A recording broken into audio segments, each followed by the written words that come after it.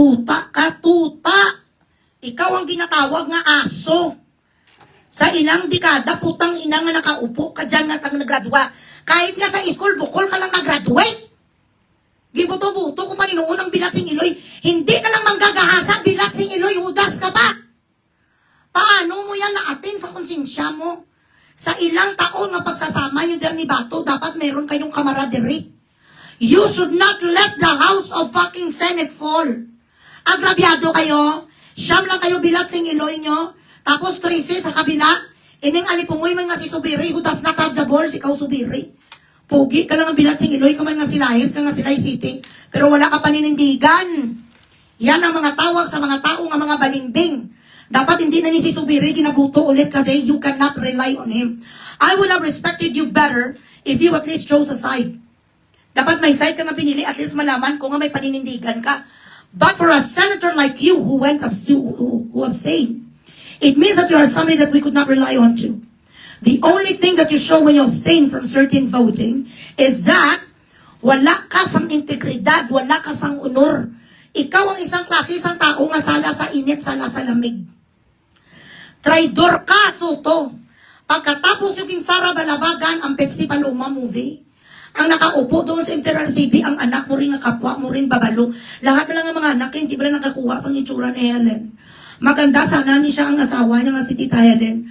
Pero lahat ng profile sa mga anak mo, mga puro kayo lahat mukhang sandok. Tapos, gimanipulate nila ang MTRCB, hindi na palabas ang katotohanan sa likod ng pagpatay o pagkamatay ni Pepsi Paloma kasi nga ma-school bukol sila. Ganito ka ka-manipulative. Now, merong nga kahaka nga gusto ipadismiss ang mga ihudi puta. Ang mga bilat sing Iloy nga 255 nga mga mukhang pugita doon sa House of Representatives, i-dismiss ang mga gago na naman kuno ang impeachment kasi alam nila tagilid sila hindi nila mabili.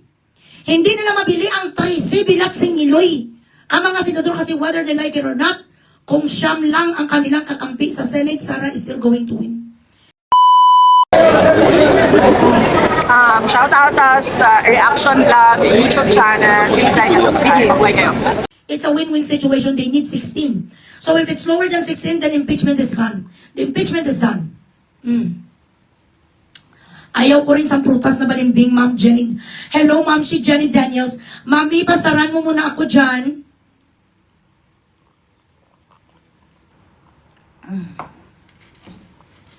Walang iya ang yudi putaya.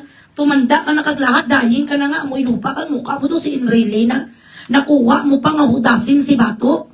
Katuntusin mo. Oo. Si Subiri kag si Ejercito, mga puro man sila tanan, mga supot man mga putsyong, mga bilat sing Iloy. Why you did not practice bilat sing Iloy your civil obligations? For what na ilalagay kami namin dyan? Para naman kahit papano we could rely on you when we know crisis like this transpires. Wala pala kaming kunin sa inyong mga gago now. Super gwapo yun si Tito. Super puta. Nagupuhan ka na sa kanya, paano mo naging gwapo ka ba ng baba?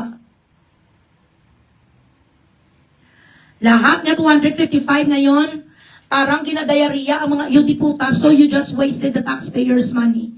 Millions of taxpayers' money only to say na i-dismiss nyo na lang, it's because alam nyo kagilid kayo sa Senado. No! Ano ang sabi ni Bibi Sara? She wants bloodbath. That is how confident she is because she did not steal anything. Bakit ayaw nyo na ngayon? Kompleto, Ricardo's kayo si ebidensya, tama? You could win this, correct? Nag-celebrate ang mga EOD putang, inagawan sila ng spotlight ng Senate. What is so funny that happened yesterday was that, grabe, hindi man lang sila nag-enjoy. Hindi nag-enjoy ang mga EOD puta, nga mga animal kingdom, na isabor ang kanilang winnings kuno.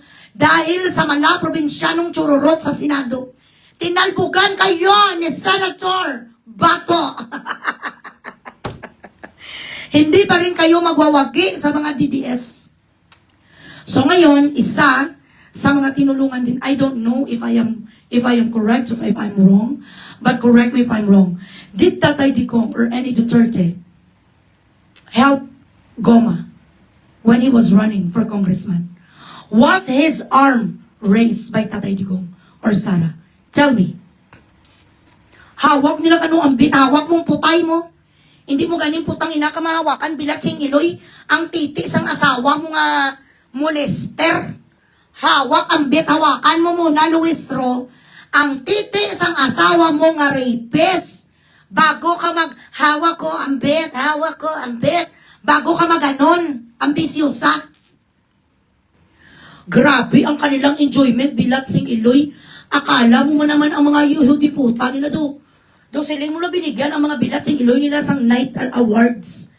Daw gingawa sila mga lord of ano, chururot. Daw mo may nighting na nangyari, yudi puta sa HOR, grabe pa. Eto na. Umiksena, si Senator Bato, lahat sila kameme. They did not see it coming that Gatchalian is going to request to vacate all seats in Senate. Strategist talaga si Tatay Digong, no? Very strategist talaga siya. I know for a very fact that whatever happened yesterday, this is the strategy of Tatay Digong. Have Bato show up to cast his vote. Remove Soto! Ako ginaisip ko lang nga ganito the way Tatay Digong thinks. Remove Soto! Bato, magpakita ka na! Kunin ang lahat na na mag-side sa atin. Ganun ang strategy ni Tatay Digong. So, was Goma endorsed by Tatay Digong? I wanna know. Nonchalant ang mga Tulfo brothers wala silang nagawa. Maghanap na lang kayo na mag-asawa na nag-aaway. Lalo na si Daddy Rafi kasi doon ko kumikita. Yung lahat ba lang pinapahiya mo nga mag-asawa, mga domestic violence, mga marital issues, maghanap ka na lang sa mga pulubi. Patay gutom na mag-asawa, tapos pagkakitaan mo sila. And of course, they doesn't call it abuse of power. They do not call it as taking advantage of the situation of those people who are oppressed. But they call it as helping those people who were battered by their husband. But kung tutuusin, embarrassment yan, kung isipin. But they do not have a choice in order for them to get help from him. Kailangan payain nila ang kanilang sarili na sila ay bunugbog at sila ay binastos. Wala silang choice. I don't know why this is not being categorized as an abuse to women and children. Dapat hindi ganun. You do not fucking show the face of a battered woman on national television. She had enough already, but well, this is how the world goes. Gina-press release lang nila nga okay lang yan, gusto mong tulungan. Dapat may consent ka na i-feature ka namin sa aming show. Ganon. Ang tinatakbuhan ngayon ng mga naaapi bilat singiloy, hindi man lang ngayon ni Senator Tulfo matulungan ng security guard, sir. So ano naman ngayon, sir, ang iyong say? What is your stand that your security guard has been beaten up by the abusive Bilatsing Iloy NBI people? You used to hate them when you were not in the Senate yet. You used to fight for these people, mga mediocre na mga salaried employees. You were the god of what you call this? You were the god of maralita.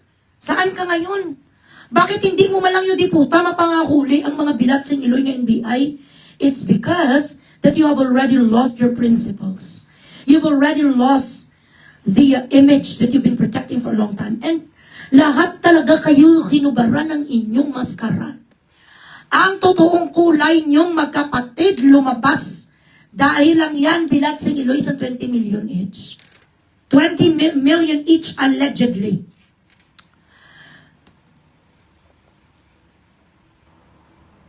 So, he was held by Tatay Digong, si Richard. Tama? Okay, sadali. Yeah, it was Tatay Digong who strategized everything. Again, guys, please confirm. Ako na lang kanili mga anak. So, may ara ka man gali, Goma. Meron ka rin palang issue sa iyong flood control project. What I've read and what I've read and seen from the people of Ormoc, they are complaining actually na bumibili ka ng maraming mga lupa dyan. So to just got those of his own medicine. What they did to cheese, these people are so hypocrite to the bones. Yes. So, marami kaninang nag-message sa akin ng mga constituents mo, apparently, Goma, na binibili mo ng mura ang mga lupa, naging sakim ka na rin. And they said that you are very vindictive. When you are criticized by somebody, talagang gahanap ka para maka-revenge ka. Well, I do not give a flying fuck. For me, in my eyes, you are a public servant and we are entitled to scrutinize you, to judge you, to say what we feel, at para i-expose kung ano man pinanggagawa mo dyan sa ubok. Because nobody is perfect after all. Kahit gwapo ka pa, ngayon, sa dinami-dami ng tinulong sa'yo kung ikaw lang hindi ka magdaog, uy, guma. Tapos ngayon, ipokrito ka nga magsalita. Nag-yes ka sa impeachment ni Sara Guma dahil para sa bayan yuta!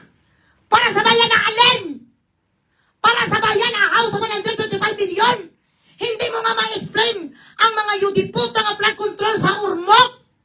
Ang mga pagbibili mo sa mga lupain dyan na balor magkano lang 500 pesos per square meters, binibenta mo sa LGU, putang ina, tag 3,000.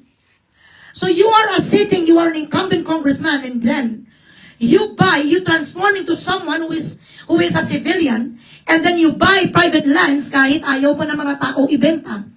Sabi nila, allegedly, you are threatening them. I'm saying allegedly, and then you buy it for a cheap price, and then binibenta mo sa LGU ng mahal. So you have to address this as well, Mr. Gomez. Ang iyong patutsada nga, ikaw ay nagyos, wala ka rin sa utang na loob. Ano ka rumaydo ba na ginawa ni Sara? Para talikuran niyo siya. Putang ina kayo para sa magkano? 200 million na project niyo sa loob ng 2 taon pa. You're not going to make it again in the next election. It is 200 million. It's just going to fucking disappear like a fucking smoke. Mayaman na kayo eh. Nakatapi ka na sa asawa mong binalita noon, ginblind item noon ni Karen Davila. Maraming naka-witness ng asawa mo ay isang Matet de Leon. Hanggang ngayon, hindi mo na na-address, puro kayo akusar-akusar. Ang aking dalawang kasamahan noon sa apartment sa Manila, witness talaga sila. Mahilig talaga ang asawa mo magkupit, siguro, I don't know, it's something in their head. Na parang they feel accomplished and satisfied when they think that they have taken something, tapos walang may nakakita sa kanila, it's like a game inside their head. Napagamot mo na sir, ang haka-haka, na ang iyong asawa ko no ay klipto. It is not me saying, but it is an old news, written all over the newspapers and the internet, that apparently, allegedly, ang iyong Mama Mary, ang ganda na asawa mo, ay isang klipto. Napagamot mo na. Paano nakuha sa konsensya mo? Saan? Where did you buy the balls? Para sabihin mo na ang pag-yes mo sa impeachment kay Sara ay para sa bayan nga ano? May ninakaw si Sara, putang ina! Nagutom ang buong Pilipinas sa 125 million! Utang mo sa ama niya kung bakit ka congressman ngayon. Sa ilang taon na pagsuporta nyo, sip-sip kayo. Sa ilang taon na pagtapit-tapit nyo kay Digong. Di puta nga sip-sipanay, putang ina kasi mabango. Mabango ang pangalan ni Tatay Digong. He was still, in existence. Ngayon, nandoon sa kulungan, bilat sa inyo, tinalikuran nyo ang maskara nyo lahat, putang ina nalaglag. Ito din ang tinatawag natin na blessing in disguise because now we know whom to vote. Now we know who would be the fucking leaders that deserves our votes. Ang mga pariyos, Diyos ang papampam ni nga si Pamela, the most hated governor of Cebu. Ako mismo nakakita, di puta ka ginansa, kamo mo ni Digong.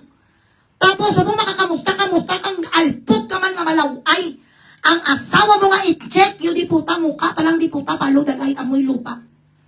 Ang kakapal bilat sing iloy kung saan kayo kailangan ni Sara. Kung saan kayo kailangan ni Tatay Digong, tinalikuran yung makapalang mukha mo.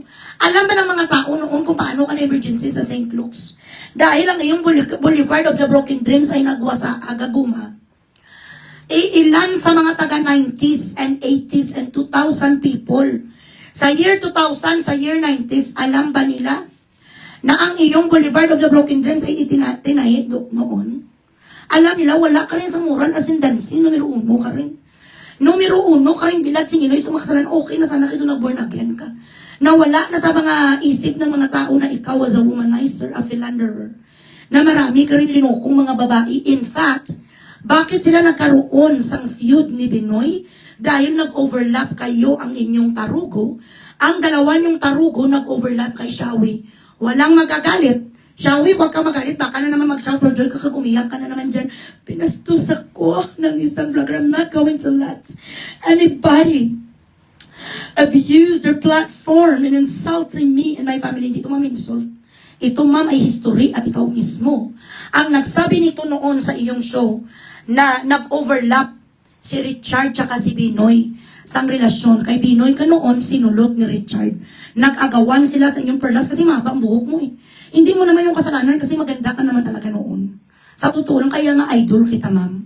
Pero ang mga mga drama mo ngayon, ng mga nag-aiyak-iyak ka kay Lynn, hindi na ngayon umubra man, wala ka na influence. Actually, you've lost that influence, you've lost that touch, you've lost that relationship to the public since the day you insisted that Lenny was better than Sarah. Why would she be better than Sarah? She wasn't a mayor yet. She does not know how to legislate. She does not know how to govern a city. So for you to try to also abuse the influence that you hold during the time, during the election, because you were so desperate for your husband to become the vice president of the Philippines and maybe it will eventually become a president kasi ambisyosa ka nga, baka naman magpresidente ang chimpanzee mo sa huwag kang magalit. Pangit naman talaga ang asawa mo. Alangan ko naman sabihin siya nga pugi, bilat sing iloy kay talaga namang bukaw-bukaw, kiro-kirupi naman talaga sa mo na I don't know kung bakit mo sa pinakasalan. Pero ang totoo mo talagang jowa noon si Ruel Santiago. Si Gabby Concepcion naging asawa mo, tapos si Ruel, tapos nagbinoy ka na. Pero nag-agawan sila, sinulot ni Richard, nag-cool off lang kayo ni Ruben, alam ko yun. Panahon pa yun, buhay pa si Inday Badiday, tsaka si Lulit Soles. Grabe, di ko noon kamarites sa mga comics. Mga ganito, kagrabing mga comics kung newspaper, palabas ako eh. At isa kami noon sa barangay namin na may color TV, kaya ako nanonood talaga eye to eye. Andito naman tayo ngayon, mga kababayan, mga minamahal kong mga Pilipino, sa ating programa sa alas 4, Eye to Eye. Magbabalik ang inyong host, Inday Badiday. Nanonood ako niyan, pati kay Lulit Soles. Kaya nung habang nagrelasyon kayo dahil sa pelikulang Maging Sino Man ang Pag-ibig ay sadyang ganyan. Sa mga panahong yun, iloko mo si Robin Padilla. Inagaw ka ni Goma, ma'am. Nag-agaway ang dalawang titik sa iyong perlas. Yun ang totoo. May mga clips pa ko na, ma'am. Nire-record ko noon sa Betamax. Pagkat mahal kita, iniisip nila hindi mahalaga. Mahal kita lagi. Sino ka man?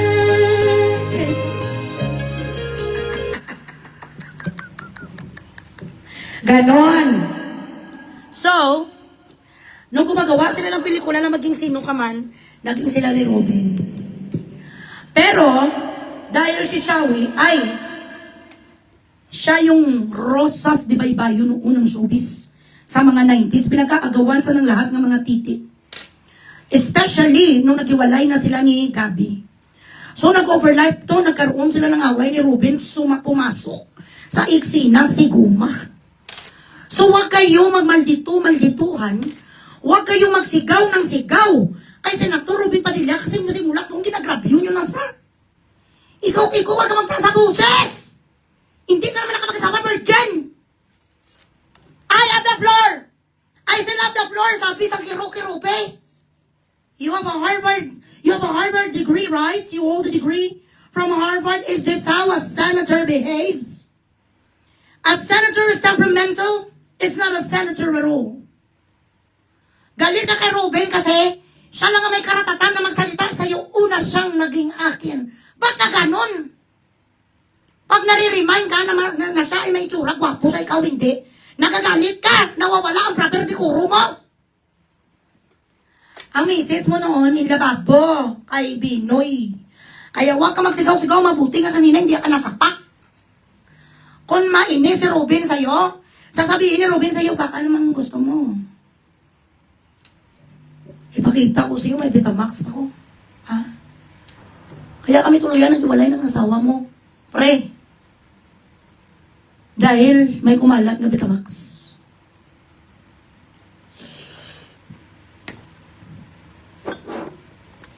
May kumalat na Betamax, pre. Kasama sa Richard. Sa Cebu! Nasaktan ako. Dito sa puso ko. Baka sumbatan ka ni Ruben. Na nag-Ruben ang asawa mo, tapos ng Richard. Tapos na naman, nag-away naman doon si Sharon kay Richard. Bumalik naman sa kay Ruben, tinanggap naman sa ni Ruben. Pagkatapos na naman, I don't know lang kung sino sa kanilang dalawa ang mga malalaking tita, I don't know. Baka mga pare-pareho lang din, kag pareho rin pogi, kag mga action stars, hanggang sa Malacanang na sila nagsapakan. Alam ko talaga yan, may mga recorded ko ma'am sa Betamax sa pages. Nagsapakan sila ulit dahil inagaw ka ulit ni Richard. Ganon sa eye to eye ko pa ni narinig, tsaka kay Lulit Solis. Huwag kayong ano. Nagsapakan sila dahil nung ginagaw sang Richard ang asawa mo, doon ang iskandalo kumalat. Sabog na sabog daw sila, I don't know. Pero sa nakita ko noon when I was maybe 14 or 15 years old, kasi ang tito ko marami na sa koleksyon sa mga ganun. Isa sa aking pinsan yata, I don't know, nasa stage na siya ngayon. Personal experience ko to mama, huwag ka lang magalit sa akin. Sa Cebu, binili lahat ng tatay mo ang kumalat na Betamax. Kaya lang, may nakalusot sa isa kong pinsan na binigay sa tito naming gago na kung malasing siya, ginapanood niya, ma'am. Andoon din kami mga pamangkin niya, ako clever. One time nalasing siya dahil nga idol ka. Idol talaga. I mean, I know this is irrelevant, but I'm just saying. Na bago ka, mataas ng busos mo, Ruben, isipin mo, maraming throwback ang lalabas. So you have to be careful. Dahil ang asawa mo is a very controversial woman. So before you lose the temper again, think twice. It is going to be a fucking perfect storm. Alam mo naman ang mga Pilipino, mga vindictive kami. Mga vindictive tayo, ikaw nga vindictive ka hanggang ngayon. Ang anak nyo, 3 na. Tapos, ang isa yung lalaki, yung anak na, ang lalaki yung anak, sabi nyo adopted, pero ang carbon copy ang mukha mo. Kaya hindi ako naniniwala nga totoo ng adopted feeling ko, anak yan. May nakapagsabi kasi na anak niya sa somebody, tapos inadapt na lang ni Tita Shawi. Which makes Tita Shawi a very, very kind person. Instead of abandoning the child, na bunga na naging kasalanan ng kanyang asawa, tinanggap niya na lang. And I applaud her for that. Kung totoo man ang chismis. Paglasing, pinapanood doon mo ni Kagrin, pinapanood sa uncle namin. Nandoon rin kami, nagapanood kami, kaya nakita ko naman dalawa kayo ni Richard. Sorry lang. Pero ito kasi ang resulta, kapag ang isa bilaksing iloy ka grupo sa politiko, nagamal dito, kaginabirada, ang dito nga sa'yo, mag-aanak talaga kami bilaksing iloy sang i-retaliate. Correct? Kaya hindi kaya kinamayan kasi gusto niya na kay Manny Pacquiao. Gabang Manny Pacquiao si Binoy, nagbunagin na nga lang niya yung Muslim. So sa sunod, huwag kang umasta. Ang pagkatraidor mo, hindi mo talaga matago, Kiko. Saan ka naman putang ina nakakakita isang citizen of the Philippines? You are recommending Senator Bato to fucking go to the Hague and surrender for what? Why does he have to surrender? Ilagay niya ang sarili niya doon katulad ginawa ninyo kay Tatay Digong. He has to answer first to the court of law of the Philippines because you know you are a fucking lawyer. I don't know if you are. Or an economist. You know for a fact that there are several processes in our judicial system before we could actually entertain any fucking warrants from fucking international courts. But why are you insisting, Kiko? Bam! Risa antivirus! Sino pa yun? Ang mga bilat sa ilo, mga Drusuto. Why do you insist? 5 kayo mga disability. You do not have a fucking political career anymore. You've lost that already. You try to convince Senator Bato? You're trying to manipulate his head. Nga mapunta sa isiti, putang ina, he has to be an idiot and an imbecile. Nga mapunta doon sa isiti, kagano? Mag-jamming sila ni Tatay Digong sa loob sa Hague. Bilaking kayo, bakit hindi kayo pumunta doon mga putang ina nyo? Kayo mga atak kayong makulong doon sa isiti, kayo ni Trillanes. Akala mo kung sino nga mga malilinis ang bilatsing iloy. Marami pa ko kung tutusin, Kiko, ng mga nalalaman ko. Sa talino, kung tukak sa daming nag-reporting sa akin, marami ko sa mga tiny bits ng mga baho niyo. And this is not with no evidence. I do.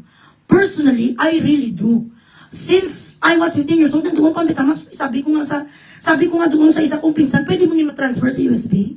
Just in case lang wala, magtagilid tayo. Just in case na magkagilid ah. Kung mag-insist to si Kwan, mag-insist to si Chimpanzee, bala na si Batman. Ibabalik na makanta na naman ko, kung maibabalik ka lang. Ganun. Tsuras ang bilat sing Iloy. Ang mga stars nyo guys, kaginyo pa Gcash muna. Tapos ang itsura ni Rapi Tulfo naman do palaka naman sa wala kayo sabi ng Tulfo sa gilid. Iyak. Wala ka man pala sir, weak. Pero ang ibig ko, the relevance of this, if I may, every time your husband acts up during sessions or if he shows being an arrogant person sa Senate, madami ang nakakalkal, ikaw ang ginakalkal. So dapat, take it easy siya. Kasi wala ka talaga magawa ngayon sa social media, pag-uusapan ang mga nakaraan mo na matagal mo nang inilibing. Bilang isang fan mo ma'am, advice ko lang niya, sabihan mo si Mr. Pogi mong asawa na maging sino ka man, pinakasalan mo siya na take it easy kasi kabalik pati kay Richard ng mga ganun na pag-uusapan ng mga sa Richard ng mga karelasyon niya si Ben Chan, mga ganun.